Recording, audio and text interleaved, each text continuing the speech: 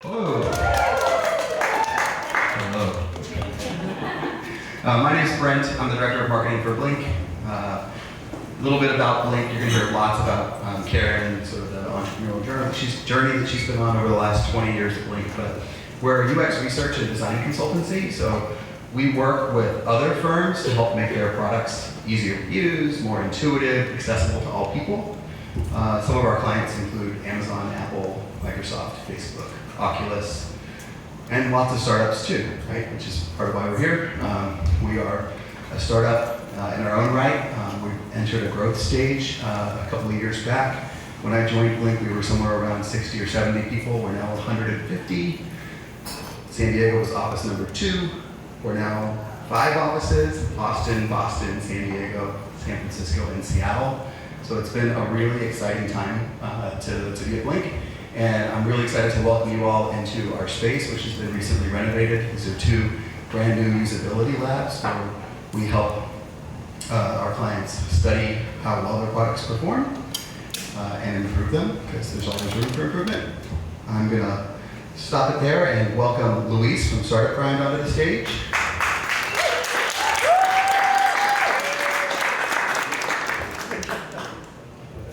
How's everyone doing tonight? Yes, thank you. Turn that down because my voice carries. But I'm going to use the mic for the purpose of things that we have going on here tonight. So, again, how's everyone doing tonight? Thank you. I want to thank everyone for showing up. You could have been doing a lot more important things. I know it's San Diego, and San Diego can be flaky, but you guys are here, so I appreciate that very much so. I know this week is a co-working week, so shout out to Ms. Roosevelt over there, Ivy Street, which is one of our supporters. So when you get a chance, you can stop by her space. Before I get started, I want to bring out a very special friend of mine. Come. She's taking time out of her very, very busy and delightful day to be with us tonight. So introduce yourself. Hi guys, I'm Melissa Challigal. I own Make Shit Happen LLC, and I'm excited to be partnering with you on some awesome things in the future. Let's give a shout out to Blink. Like, how amazing is this space and the food? So yeah, I basically help tech startups with events to elevate employee engagement. So if you guys have any needs for team builders, company culture overhauls, leadership retreats, executive coaching, blah, blah, blah. I worked 15 years in HR. I look like I'm 12, I'm not. And yeah, I'm excited to be here and excited to learn from you guys tonight. Thank you. And that's make shit happen, right? Just want to make sure. Okay. Without the I, it's not crude and vulgar language according to the Secretary of State. Okay, so I want to show you guys a little bit of what Startup Grind is all about. Who knows what Startup Grind is? Let me rephrase the question. Who has been to a Startup Grind event before? And who hasn't? Okay, I like this. I feel crazy just repeating information. So let's get underway. So I'm gonna put a disclaimer out there. So the video I'm about to show you is a little bit about who we are, what we do. At the time, I was co-director, so now I'm the director. So pardon the language in the video. So.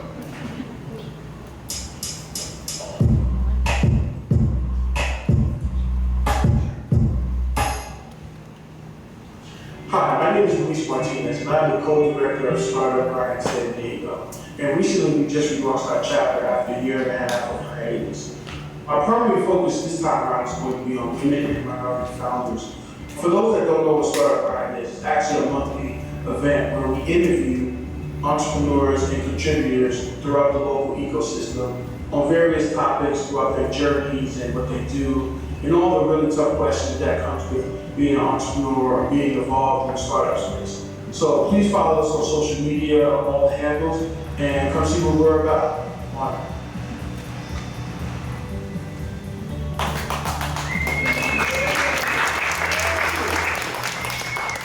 Nice little video. That's cool.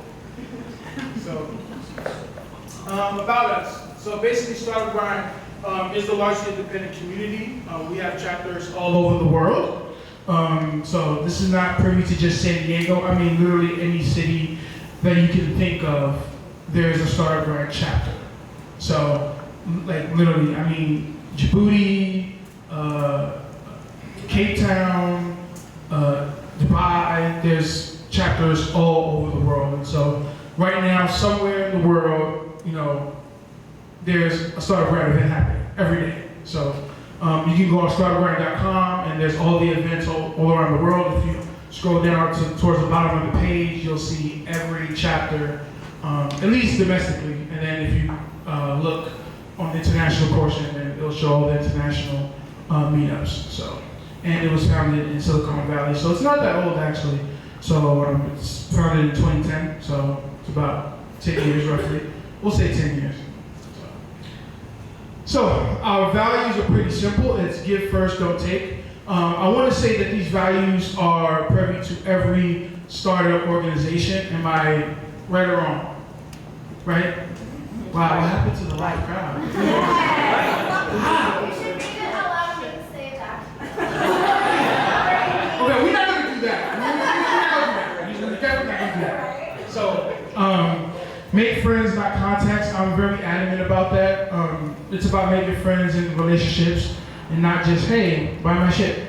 So, and help others before yourself. And so I know that's very difficult. I know we live in a town that's very salesy, full of insurance people and you know, brokers and so forth. So, yes, I am keeping it real. So every year, Startup has a global conference, and so it's held every year around early February in Silicon Valley, more specifically Redwood City. And so I want to let you guys know that it's a great event.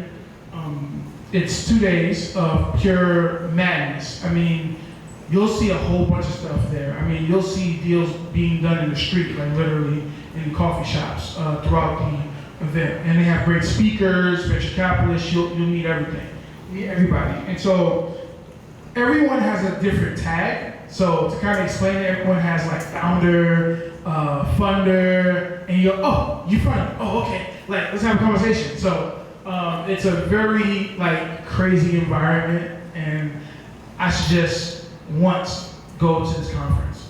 You'll meet a lot of great people. So, and here's a snippet of what it looks like.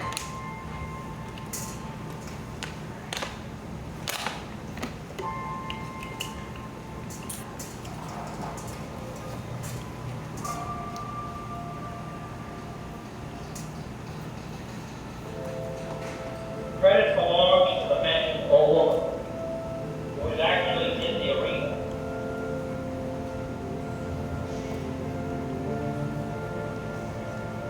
Space is marred by dust and sweat and blood.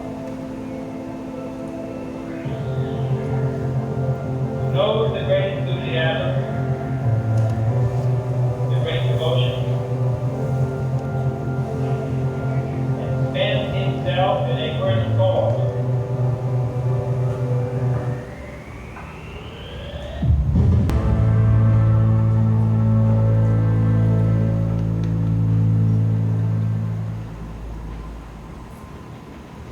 So that's what Startup Grind Global Conference looks like. And so, as you saw, they're celebrating the 10-year anniversary in February. They plan on having a special guest there. I literally just got off the phone with them during a meeting this morning, so it should be exciting. So that's the global conference. So if you get a chance, if you would like to go, go. So this is a picture of what it looks like. So there's a thing called the startup program, and so what happens is you apply for your startup to be part of this program and showcase during the Startup Grind Global Conference. So you'll walk in the tent, and as you can see, there's a whole bunch of startups lined up across here. There's tables, and you can't really see. There's one portion of the table, but here's all the companies, and they're from all around the world. So any place you can think of where there's a chapter, you have different types of startups. It's really amazing. You get to meet people from all over the world, so it's really an experience. And so, just a little information about the starter program, with the selection process and the stages of the selection process. And once you're selected, you get entered into a program, and you get all types of benefits and resources that help your startup succeed. So, who here is a founder, by the way? Okay, great. Congrats, you took the lead. So, no, that wasn't a laugh, that wasn't funny.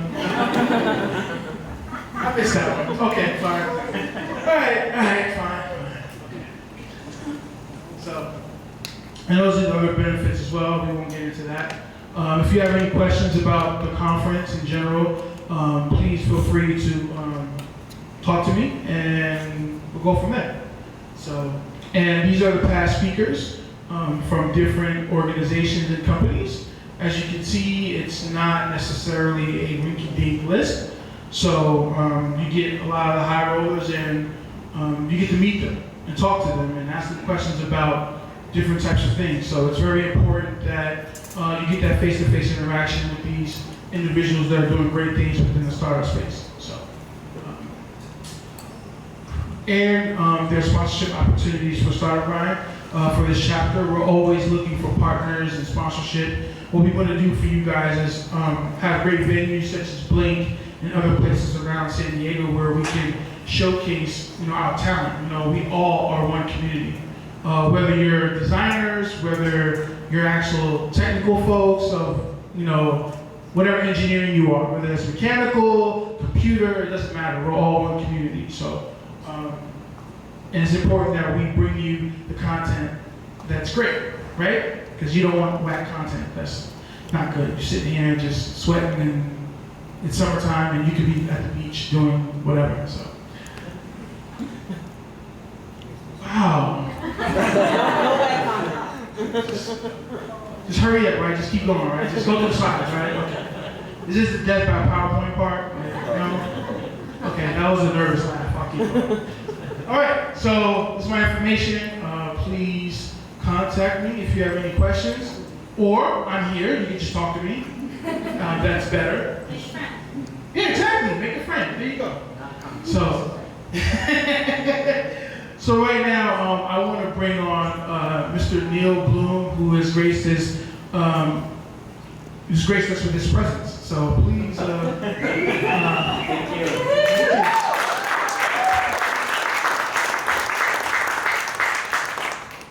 I'm Neil Bloom. I'm a serial entrepreneur and angel investor here in town, and I'm also one of the co-founders of Startup San Diego. And Startup San Diego is an organization that's focused on building not just more entrepreneurs, but more companies in town. And I'm also a co-founder of Fresh Brewed Tech. And Fresh Brewed Tech is, to our Seattle folks, is the Geek Wire of San Diego. It is the tech news aggregation and media play. We hope to help just educate you on what's going on in town.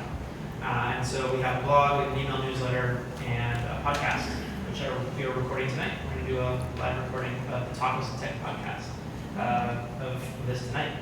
But some of the pieces that we do on Fresh Brewed Tech are documenting the history of San Diego from a tech perspective. Where we come from and where we go. A lot of that is around success. Companies that built up, grew, got acquired or went public, and grew a whole bunch of other companies out of that as well.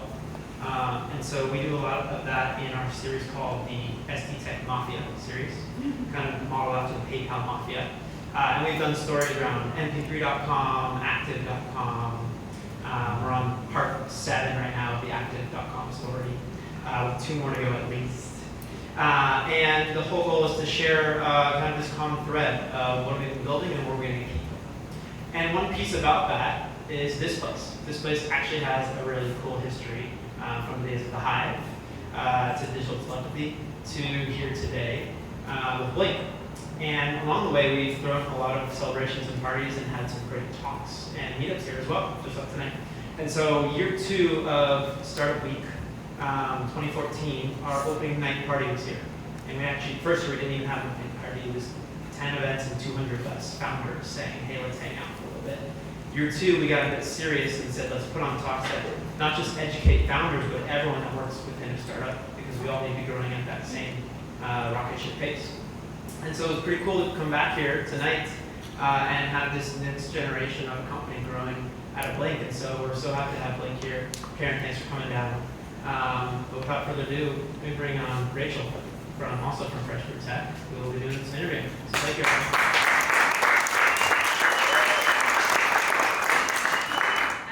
I do work with Neil closely, project manager, keeping that ship going, bringing all the tech cats here in San Diego. But yeah, why we're here tonight, we wanted to hear all about Karen and the history of Blink and her whole story. So without further ado, we'll bring Karen on, and pardon the 2 microphones, we got podcast, Karen, and all things. So welcome, Karen.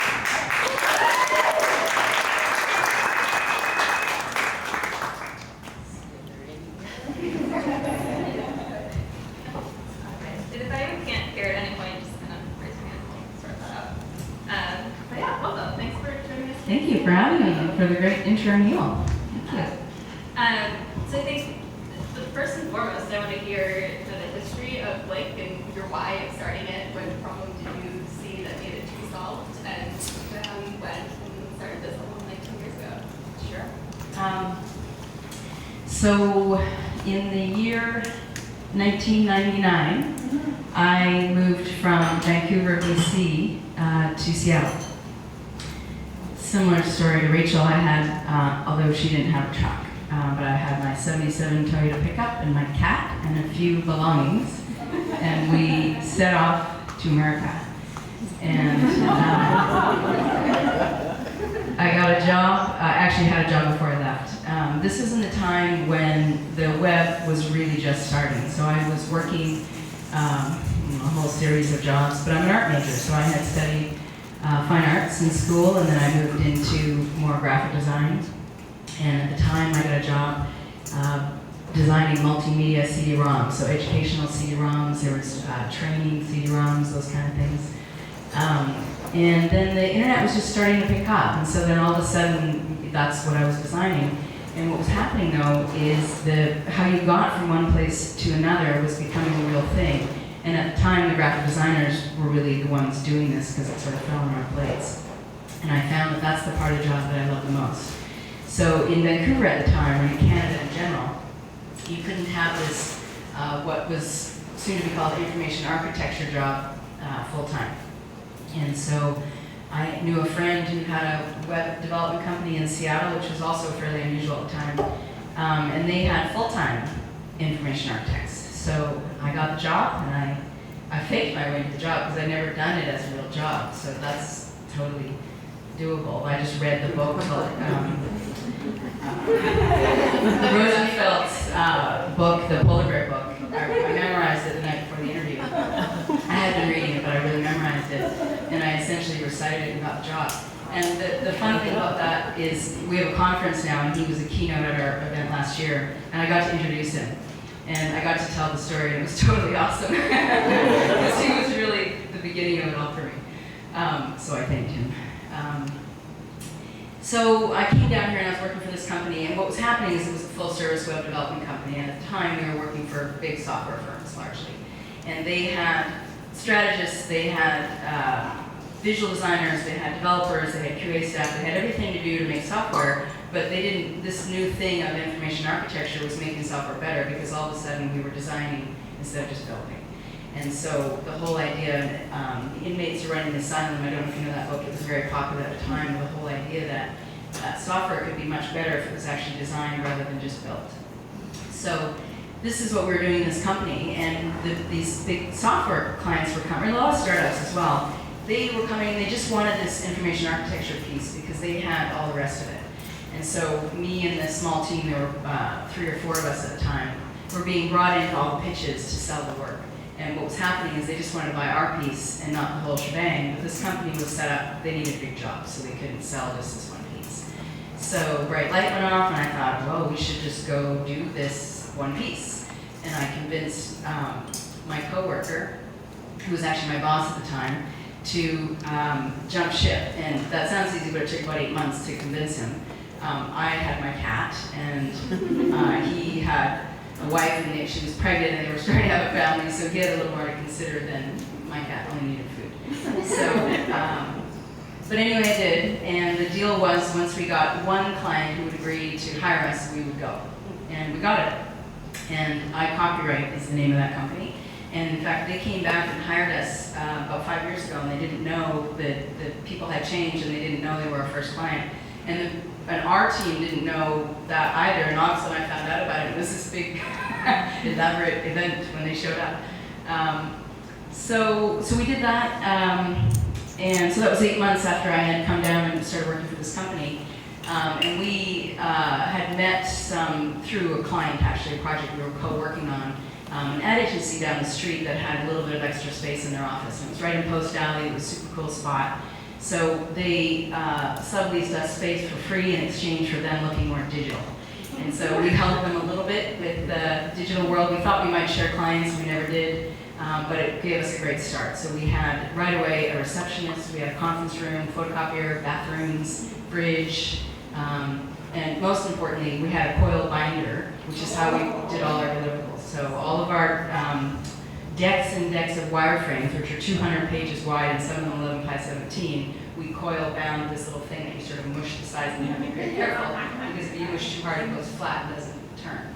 So we would often be there mushing sides on the way to the airport and have one suitcase just for deliverables. This is how we used to do it. And giant scrolls of site maps. You know, like huge, because we figured the bigger the better, and the more it would look like a blueprint, the better it was. So we tried to do that. Until one time I left it on the plane. I was flying to Toronto for a big client presentation, and I got off the plane and left it there. So Kinko's to the rescue. We spent a lot of time at Kinko's in those days. So Kinko's was our friend, you know, borrowing and stealing essentially from, you know, having an ad agency help us. And when we drove to client meetings, I still had my 77 Toyota pickup, which was, I call it Kermit the Frog green, by the way, and had a big dent in this passenger door. My grandpa gave it to me, and he gave it to me like that, so it had a big space inside. And I couldn't drive very fast, so it would overheat, so it wasn't used to the I-5. So on the way down here, I stopped about 8 times so that it would cool off. Anyway, when we drove to client meetings in the early days, we would park about a block away, so no one would see us show up in this car. And you know, we would always wear a suit, and I always wore glasses because, like you, I looked about 20 years old when I in fact wasn't. And so I think it actually hurt my eyes because I had glasses just for reading, and I wore them all the time. So I couldn't really see in the meeting room, but as long as I looked smart. So that really helped. And I should tell you this other quick side note, a startup product that I still haven't done. So if anyone would take this on and do it, I would love it. It's, the name of it is Respect in a Bottle. It looks like mascara, but it's gray. And so you take it out and you brush it on and you instantly get gray hair, which I was convinced would give me instant respect and grow the company. So I didn't actually ever do that, but I would love if somebody would. So that's how it got started. So we were just 2 people, me and my co-founder, and we still are very active in the company. Well, let's talk about kind of some of the stories and decisions that got you there without your prescription bottle. But kind of just the choices that you had to make along the way in the last 19 years. Just maybe some of the tougher kind of crossroads that you had to make choices and how you got there, and maybe some surprising elements that you got along the way. Sure. It's actually sort of a hard question for me to answer because I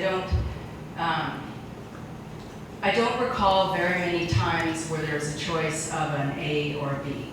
It was mostly seeing opportunities and taking them.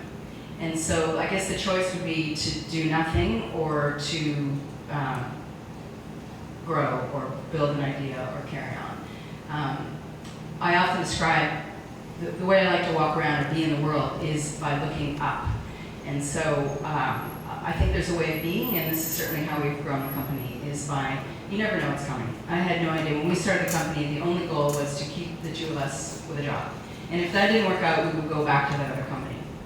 And so, but you know, if we're looking up, there's things that come at you, and we could never have known what would have happened to the UX industry at that time. UX wasn't even invented then, and there were no schools, not even one school that would produce a graduate specific to UX. So there were ones, the Institute of Design in Chicago was a popular place. That's where my co-founder Kelly went to school. So there were people sort of in that world, but nothing that was really specific UX focused. So there was no way, imagine when we were 10 people, I thought that's as big as we'll ever get because there's no one to hire. You know, we had, one guy's got a forestry degree, there's a cook, there's a archaeologist, there's, you name it. There we sort of had all different backgrounds. So Kelly was industrial design and I was art.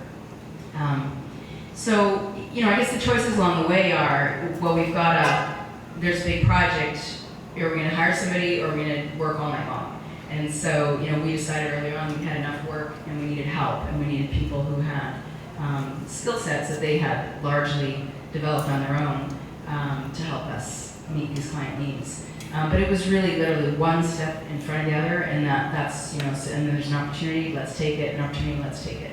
And in the early days, Kelly and I took turns doing books, and so for the first year, he was the accountant, so we did all the invoicing, did all the QuickBooks, paid the taxes, wrote our checks for our paychecks, and then we switched. So we did that for probably 5 years, where we took turns doing the book side. And then we had to do our HR stuff, which was very minimal, you know, figure out how do you pay benefits and all those good things. So we did all that in the background, and then in the meantime, we were deciding what we would steal. We would beg, borrow, and steal. So we would pick of course, we had IDEO documents everywhere, and Kelly worked at eLab after Institute of Design, and so we had their deliverables, so we'd look at them and we would just copy them. We'd be like, oh, I like that footer, or I like that cover page, and we would just put our name in there, and off we went, and it really works. So, eventually evolved there, but there's no harm in doing that, absolutely. So gradually, big decisions were like getting new space, for example. That became a big deal because all of a sudden we were going to have a big overhead cost, whereas this ad agency space was quite cheap for us. And so, we got an office for the first time after it was probably 5 years. So that was sort of a big deal. And the way my business partner and I operate is, I'm sort of way out there, I have a crazy new idea, and then he's the voice of reason. And so hopefully we end up somewhere in the middle. So I would always be presenting what could possibly go wrong by getting a new space? It's beautiful. And then I would sort of show it to him and warm him up to him, and gradually we would get it. But it's been a good anchor for me over the years to have that balance. And then, eventually we moved to another space. We took over, sort of kept expanding that current space. So we had to decide, do we want to knock the wall down and add more space? And then eventually we moved across the street, and then we moved down the floor, and I think that's about it for sure. But, and then there's all kinds of decisions about opening new offices. But for me, the choices it's less like a hard decision for me because it's just getting to the vision. And the vision has always been the same, it just keeps getting bigger, which is to be the world's leading UX firm. And so when we were small, that meant, for 2 people we were doing it. And, now there's more opportunities. So it's just a matter of one step at a time. Yeah, that's great. I like that you kind of have your counterpart, your yin to your yang of the practicality. Can you tell us kind of a fun story or a difficult navigation that you guys had to work through? I think a lot of us, nobody kind of works solo, and we all kind of have to get people on our ship and steer that way. Yeah, I think I'm incredibly fortunate to have a business partner for almost 20 years. People are, oh, it's like a marriage. And it is in a way in that you have to work it out, but you don't love the person, you don't want to live with them. So it's not really like a marriage. So in that sense, it's quite different. But we are just really fortunate, and I'd say, it goes back to they're gone. But it goes back to the startup grind. The rules there. You got to be friends. You got to be friends with who you're working with. You got to like who you're with. You got to like your clients. You got to like your coworkers. You got to like what you're doing. You got to love your job. And that's why we started. It's because we loved our jobs. And so, we had that passion together. And still, we have had all kinds of ups and downs for sure. At the end of the day, you can. Hopefully, some of the people in the room will tell you. You will, if it's about the vision or the quality or why we're here, you will always get the same answer from me and Kelly. And it's because we have, we are here for a very clear reason to help our clients, who are our friends in most cases, and they have a real exciting challenge, and we know how to solve it, and we want to help them. And so they're helping us by letting us work on their exciting venture, and we're helping them with our years of design experience and research experience. So it becomes a really, it's so fun to me, and there's never an us and them, and there's never, I don't even call them clients hardly. They're just, cool people with great jobs, and we get to work with them. It's really fun.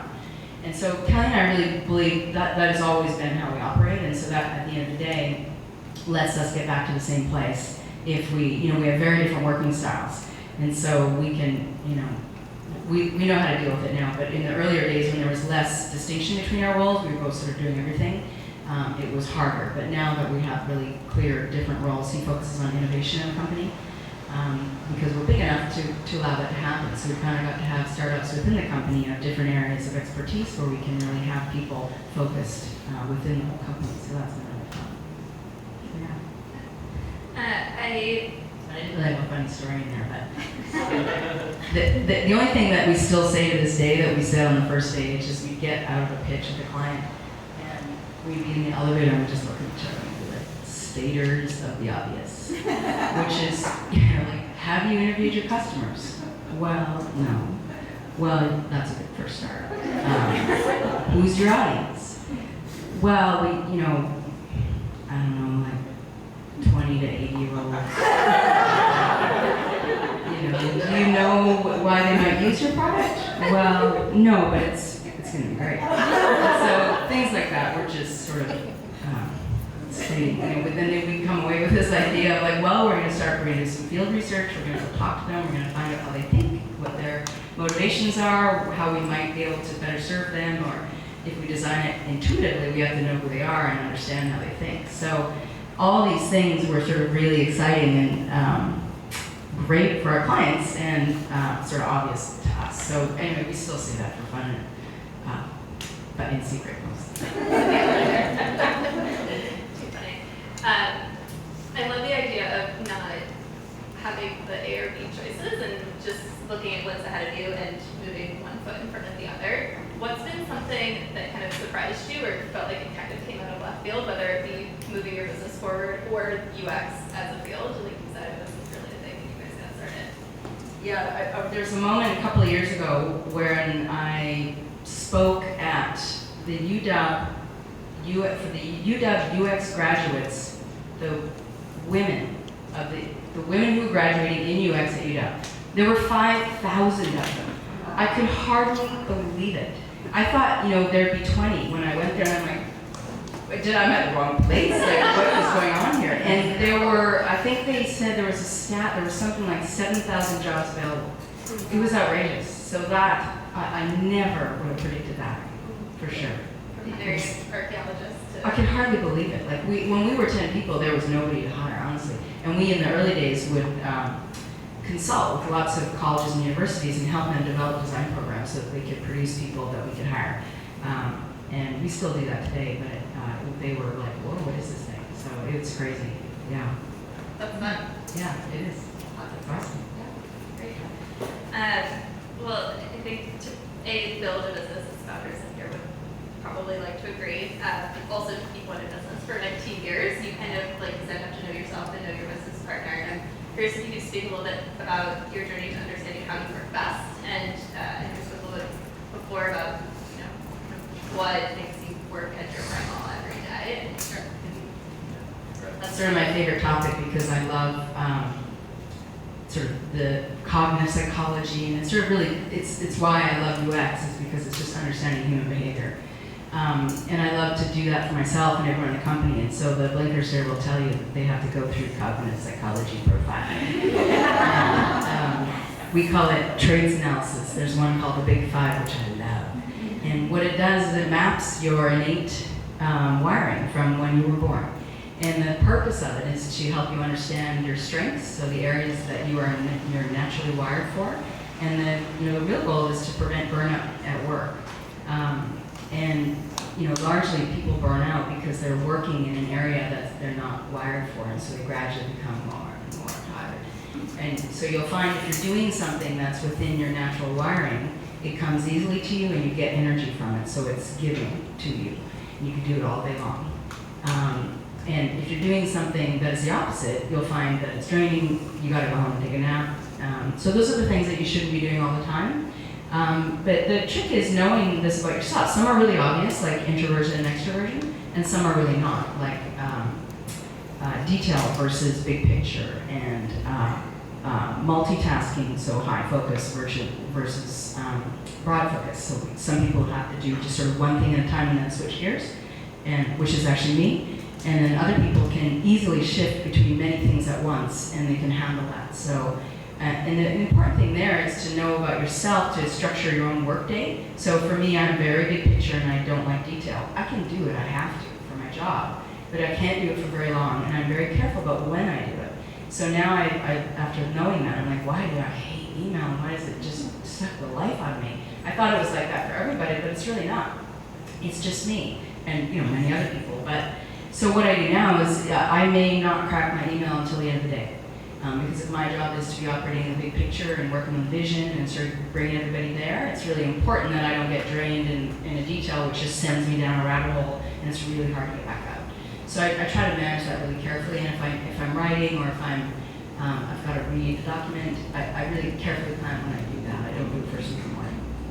Although writing's a little bit different because that can be very big picture for me. And so it's important to know that about yourself, but then it's also great if you know that about the people you work most closely with. Because then it helps you guys align. It helps you know, you're doing that not because you're trying to, drive me crazy. You're just different. And if we understand that we can build to everyone's strengths, and I like to talk about building strengths and outsourcing weaknesses. In the company, I never want to spend money developing something in somebody that they're not naturally wired for. We want to do the opposite. So we want to have them have somebody else do that, find out who in the company is really good at detail, give it to them. And so these are, part of understanding, A, how to be more productive, but how to have a better day, honestly, and a better life. And I know, like for myself, I'm really high on the active, so I can't sit for very long. I have to run before work, or work is difficult for me. And so it sort of really hit home when I realized it's not just a nice to have, it's a must to have. And Rachel and I were talking earlier about sleep. And so sleep isn't a wiring thing, everybody needs sleep. And that's always been something I talk about a lot these days, is no matter what you're doing, get 8 hours sleep. Because it's actually scientifically proven that your brain doesn't work unless you get sleep. And so, for me, my job is to make decisions all day long, and preferably good ones. And if I haven't had my 8 hours sleep, I consider that to be negligent, and that it's not good for me, it's not good for the company or anybody else around me. And there's a great article that I read, if you're a manager of other people and you didn't get your sleep, that the effect that you have on everyone else around you is so, the domino effect is so incredibly massive. So how you react to somebody based on your night's sleep can change the whole company in some cases, depending who you are. It can change your team if you've got a design team, product team. So you have to take this really seriously as a personal responsibility. And not only that, your ideas are better, they're fresher, and I talk at length. Look, I want everyone to go home at 5 or 6 o'clock, spend time with your friends and family, to get a break in your brain, eat healthy food, get some exercise, and get 8 hours sleep. And that's actually your job to do that, because I need everyone coming back in the morning fully charged, full of great ideas to serve our clients, to be great team members, and all of that requires a good night's sleep. Love that. Also a huge fan of sleep. I have a psychology background and a behavior research background as well. My website has like my 5 personality profiles like on my about me page. So I'm like, you want to work with me? It's what's up.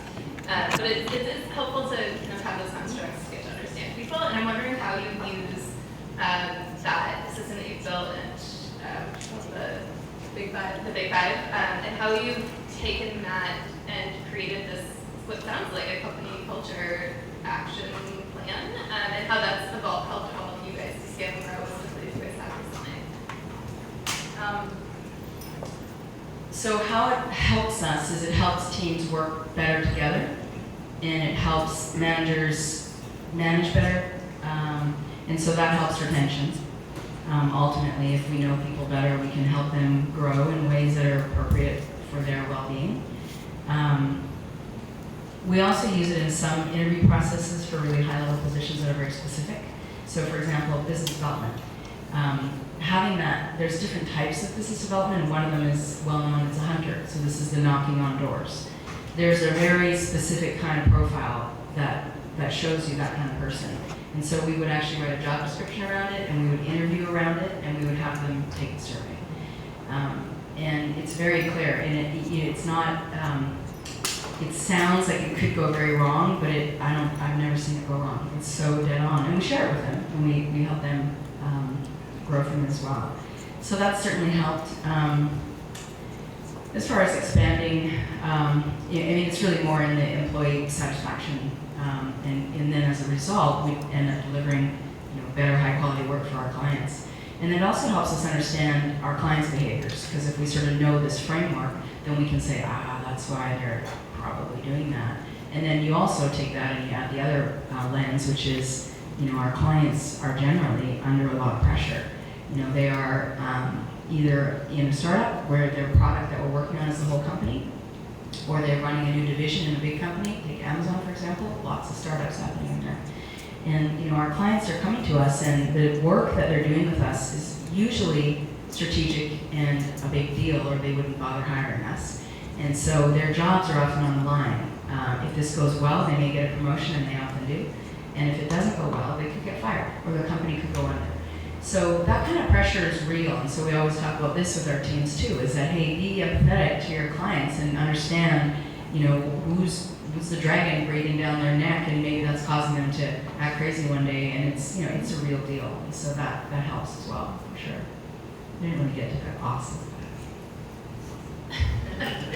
Totally fine. One interesting thing I learned when we were talking before this is that Blink is kind of 50-50 in the gender spread of employees, which is not always found, especially in the tech startup space. And so, obviously as a female founder, that I can imagine that was on your radar, but I also know that you started an organization called Girls Can Do. You can talk to us a little bit about that story and how that got started and what's going on there. Yeah, and I'll be fully honest, when we started, it wasn't on my radar at all. And it wasn't on my radar for a really long time. And I think about myself as having rose-colored glasses, and I didn't realize that being a woman CEO in a tech world, I didn't know that was unusual. It seemed normal to me. And I didn't know that, I didn't even realize at the time that pay equity was such a problem. I thought it happened in some places, and I didn't realize that it was still so incredibly prominent in tech, for sure, with all of the companies around us in Seattle. I didn't realize that that even having gender equality, let alone real diversity in our workplace, was really unusual still. I was just operating one foot in front of the other in our own little bubble that was going great. And we happened to have a pretty equal split of men and women, although not very diverse in gender or in ethnicity, being in Seattle, largely white. And we were just carrying on, and I consider that sort of luck of the draw, honestly. I think the field that we're in, research and design, it's sort of pretty, I think, gender neutral and kind of the people it attracts, because we didn't have a lot of developers, so which tends to be more male dominated. But it became very obvious to me, and now I have clear awareness. About probably 10 years ago, I started getting more and more calls as we became bigger. What's it like to be a woman CEO in the high-tech world? And I'd be like, well, it's great. Why? And they would say, well, you're the only one. I'm like, well, I know I'm not, because I just had lunch with 10 others. You should call them. And so I would give them their names, and I would say, you should call them. And it started happening more and more. And then so I started looking around more and more and becoming more aware. And, and then at the same time, realizing that the pay equity problem that we have is alive and kicking right here in our backyard. And so that became a concern of mine as well. And so, so there's a couple things there. So at Blink, now we are very aware of it, and we do, we hire slowly so that we can make sure we have a diverse candidate pool. We actually change job descriptions to make sure that they are attractive to women, because what we found out is there are stats that show if there's 10 requirements, a woman will think she has to have them all, whereas a man will 5, we're good to go. And so what we started doing, because when you're writing a job description, you tend to throw the kitchen sink in there, because why not? If you can get it all, that's awesome, right? So put it all in there. No one's going to have it all. And yet, people were taking that seriously, like, oh, I got to have all the whole kitchen sink, or I'm not going to apply. And so we changed that, and right away we got more women applying. So we just took it all out. You know, if you need 5 bullets, put them in there, the ones you really need, and then leave the rest. If there really are opportunities for different skill sets, leave them out. And then as far as getting more people of color, so what we found out is there's a trust factor there. So you've got to have a few to get more and more and more. And so we started forming relationships with different groups around the city of Seattle to try to build trust and get people to at least apply. And then, you know, and that's working slowly as well. So there's all kinds of tactics, but you have to also be willing to take time. So for our general manager here in San Diego, for example, we held a job open for probably 2 or 3 or 4 months longer than we would have to make sure we had a good many women candidates at least. And they're out there. You just gotta sometimes wait a little longer. And so, you know, back to these phone calls. So I get more and more phone calls, and then, you know, a whole separate topic, because I have, you know, I believe very strongly that you look for evidence to support your beliefs. And so if you believe that there are no women running companies, that's all you're going to see. You're going to see all the men, and you're not going to notice the women because you don't think they're there. If you believe suddenly that there are many women running companies or people of diversity, then all of a sudden you're going to start seeing them. It's like if I told you there's red cars everywhere, all of a sudden you're going to go outside and see them everywhere. Whereas if I had said they were yellow, you'd see all the yellow cars, and you wouldn't see the others. It's a known fact. And so what I thought I got to start doing is showing these people where it exists. And let's stop talking about what's wrong and how much further we have to go, and let's start talking about what's going well. So let's talk about where we have pay equity. Let's talk about where there's women in leadership. Let's talk about great companies who are values driven. And then all of a sudden we're going to start seeing them everywhere because they are out there. And then everyone has a vision to move towards, and then particularly for me, girls have a vision to move towards. And I always talk about, you know, for me, most of my mentors, they were not women, and they were people I don't know. But I just said, hey, I like what they're doing, and I'm going to go, I don't care what you look like. But for many people, they really do need to look the same. And so we need more of that, and then I also encourage girls to just, you know, pick any old mentor, just like what they're doing, and go for it. And, you know, in order for them to become, you know, I encourage them, you become the mentor, you do it. And so it's working. And so I started this nonprofit called Girls Can Do. It's an event series for girls, and we target girls in underserved populations or communities in cities. And that came out of, it was totally by chance. It was just like the whole company, right? It's just one foot in front of the other. I was going to have a bunch of girls in our office for one of our art events where we have a speaker. And I actually, around the same time, I stopped listening to the news. I don't watch TV, and I don't read the paper very often, and that gets in the way sometimes. The last known there was an earthquake. But my mom called me from Victoria. She's like, oh my God, are you okay? And I'm like, why? I'm fine. She's like, there was a big earthquake in Seattle. I'm like, really? I did not know. So anyway, there's problems with that, but I just can't stand other people telling me what's not possible. And so with this nonprofit, I call it, my tagline is Possibility Thinkers. And the idea is you just make up whatever you want and go do it. And don't let anyone else tell you what's possible because they don't know.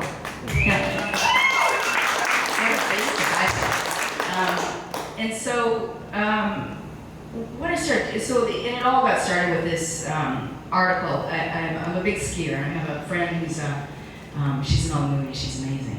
And they wrote this great article about her in this ski magazine, and it was talking about how great she was. She's in all these films. She's just broken all the barriers. And then they had to throw in there that, you know, she still has a hard time getting in movies because it's mostly a male-dominated thing. And, you know, the men, they don't pay the women, and they don't really want them in there. And then the women that are in there don't like each other. And it just went on and on. And then it said, then the kicker made me so mad. It said, just like the corporate world. Oh my God, it made me so mad. And I saw her not long after.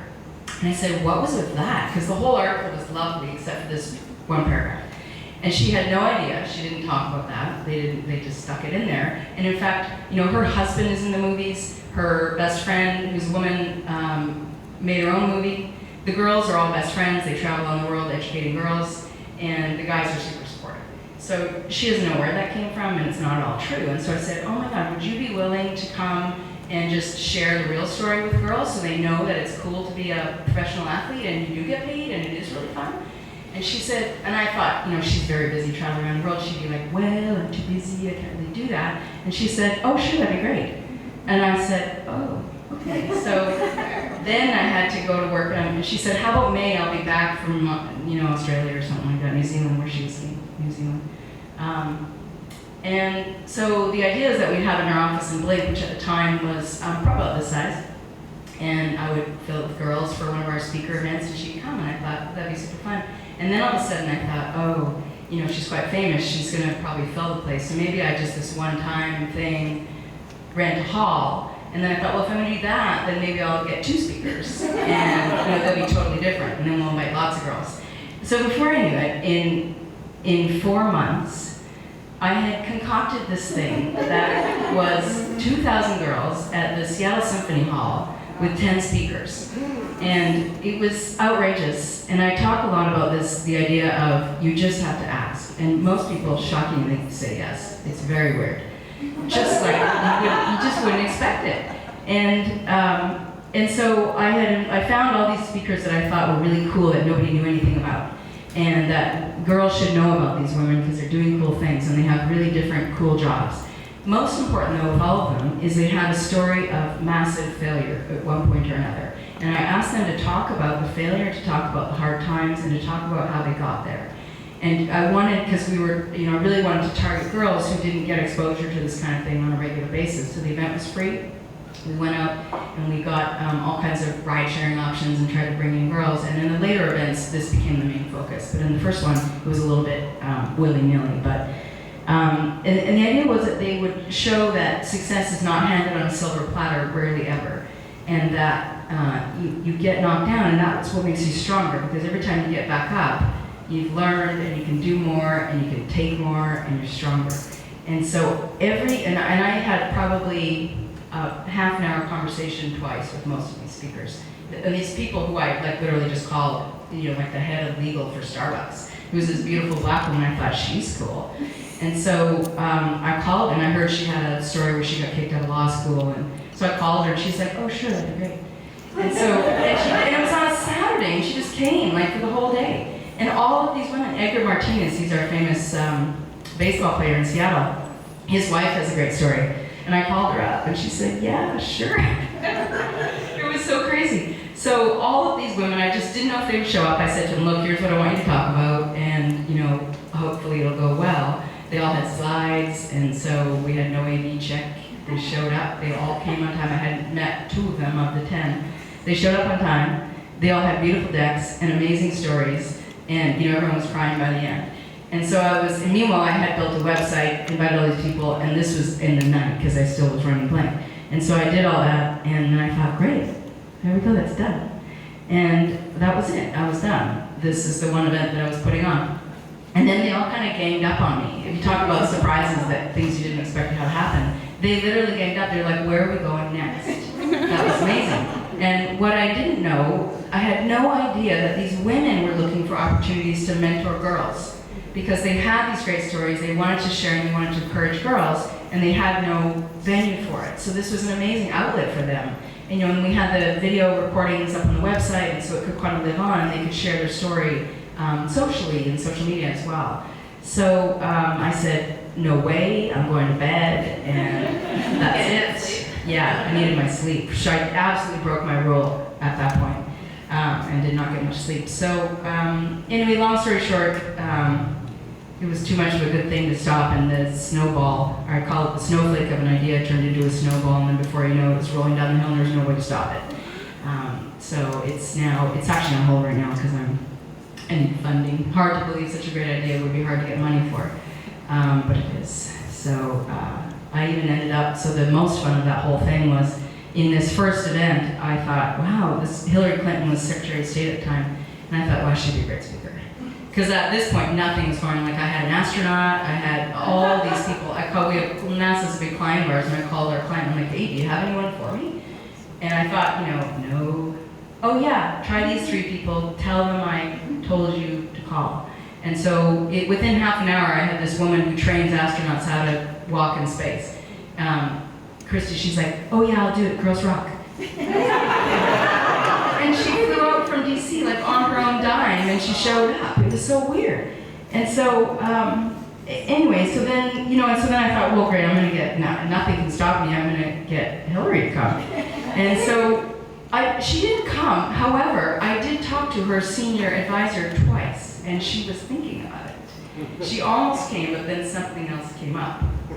That also happened 3 years later when I found myself in the White House in Michelle Obama's office to the side. It wasn't her real office, but it was their assistant's office, as we discussed the video that she was going to record for our event in DC. And unfortunately, it was only a month left in office, so she really couldn't come, but she really did want to come. And she recorded a nice little video. And at that point, I thought, wow, who would have thought? And so it's the same as really everything in the startup world. I think you just keep asking for help, which is our third. I loved all of our 3 things here. So not only do you give help, but you ask for help. And when people ask for help, you give it to them. And it's very much how it all works. And then you get great friendships. I kind of do it in the other order, actually. So it's all the same for everything. And that video is on their website still, Michelle, so you should probably watch it. Yeah, it's great. It is.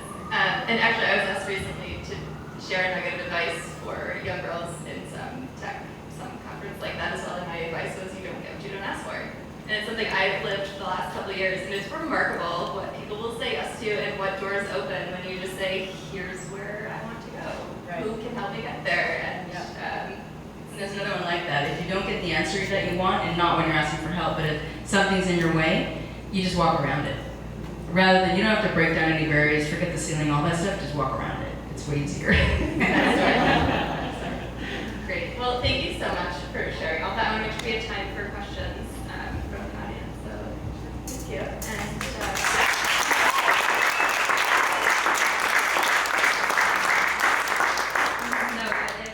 do we want to pass the microphone around for questions? Yeah. Oh, sorry. Hi, Karen. Chris. Blink has grown really fast in the last year and a half, 2 years. So I'm curious, what's the genesis of that, and what keeps you up at night? Well, if we're going to be the world's leading UX firm, we got to grow.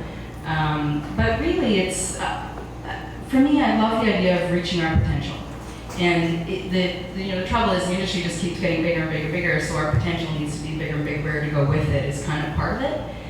But then specifically in the last couple of years, we made a concerted effort to really grow more intentionally. We've made a few acquisitions because I am determined to kick McKinsey out of the room. Yes. What's happening is our big clients, they want us to come and do the UX work, but these other guys are in there and it's easier.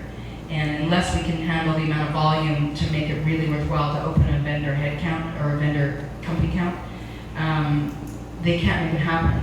And so it's not very glamorous sounding, but the truth is, if we can do more work for them, they will give it to us, and they want us to take it. They want us to do it. We're seeing it more and more. So USAA is getting around there. Some of our other big clients are making it happen, and even in government, human and health services, we're getting in there slowly. But they really, they're like, look, I just want you in there instead of them. But we have to be able to do more work. And so in order to do more work, we need more people. And really, in order to do more work, we need closer relationships with these clients, and so we need to be closer to them. And so that's the reason to have offices in multiple cities so we can get to them more quickly. Because right now, if we were just in Seattle, we fly around all the time, and that's sort of how we do it. Go to a couple of meetings in person, a lot of work remotely, meetings, flying. But when we want to see them every day and add more impact, we need to be closer. And so a drive is better, or a shorter flight. So that's the main reason, is to just be able to continue to do the great work. And then also, I don't want anyone else to get it. And so if everyone else is trying to be the biggest and best UX firm, I'm like, forget that, it's us. So I'm a little bit competitive with that. So. Hi, who are you? for sharing. So I'm Allie. Nice to meet you, Karen. Thank you for this time, and I get to see you again this week, so I'm excited. So kind of segue off of what Chris said, but first of all, for those in the room, can you share the story why the name Blink? That's part A. Part B is I will go to wherever you need in the office, because my segue is, of course, there's a whole East Coast that needs Blink, and I know you know that. And so the segue question would be, how soon are you opening possibly Blink offices where there are major cities that are major tech hubs where Blink is needed? Sure. As soon as we can. So we're in Boston, and the goal now is to grow that office. And then once we've done that, then there's New York and DC and Atlanta and all those fun places. I would love to see us in all major cities. You have to be careful though. I mean, it's hard to grow offices, as some of our people here will tell you. It's because we're consultants, we get paid by the hour. And so our clients pay us to do work. And so we can't hire too far ahead of the curve, or it's really expensive for us to go right to the bottom line. And our margins are actually really thin because we have really highly educated, incredibly smart people, and they cost a lot of money. And so, it's just a matter of we charge for our time, and our time, hopefully we're charging high rates to cover the high salaries. And so when we go into a new market, we have to be really careful as to how we do that, which is actually why we've used the acquisition strategies, because you essentially get the people who are busy, they come with work. And so it makes it lower risk because they come with billable hours already, because we get the clients with them. There are other risks and challenges with that, for sure. There's the cultural integration, there's systems integration. It's very expensive to buy companies, and so there's pros and cons to all of it. But if we're in the business of having smart people stay busy, it's a great way to do it. So that's coming, and the name is, there's a couple things. So when Kelly and I were sitting next to each other at the company where we worked at before we left, we would have a game, and it would be, we'd come up with all these, and this is in the .com, full on like Black Panda and Red Panther, like these were names that were really common, or, grasshopper running down the street, like that could be a company name. And so, they were so bad at the time. So we would come up with all these crazy names, and then if it stuck, if we liked it, then, and we still liked it an hour later, it would be name of the hour. And if you liked it by the end of the day, it would be name of the day. And then it might be, and Blink ended up being name of the week, and so it won, because we still liked it after each day. But the meaning is, the idea is that this is also the time when we weren't shipping software with manual anymore, and so you would download it from the web, or it would be a web-based app. And so there were no instructions. And so if you didn't, and they could close the browser and go away. And so if you didn't have their attention in the blink of an eye, you're over, it's done. And so this is why user experience became so important, is you had to be intuitive and enjoyable and all those things. So the name was that, and then there's also a fun HTML tag, which I believe still exists. You put in Blink in the code, and it makes your letter flash, which is a super bad usability crime. So we thought that was really funny. Real quick, what cities are we in? We're in Austin.